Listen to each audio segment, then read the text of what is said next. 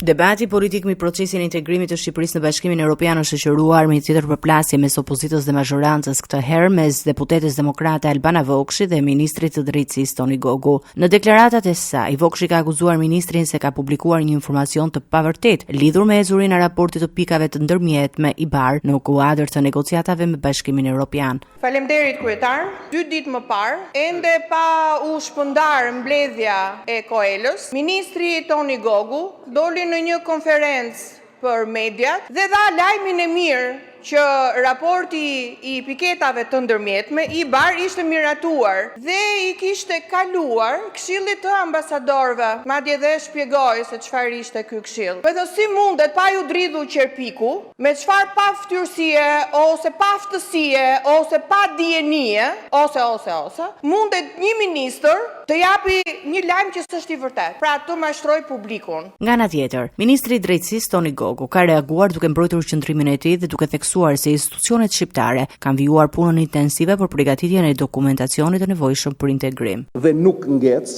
dhe gjatë kohës që kolegët e Ministrisë Drejtësisë dhe gjithë institucionet e pavarura të drejtësisë punonin që shteti shqiptar të progreson dhe çonte 8000 faqet, më vjen keq që juve keni kontribuar në 8000 akuza të ngecjes së procesit. Si ka mundësi që smira juaj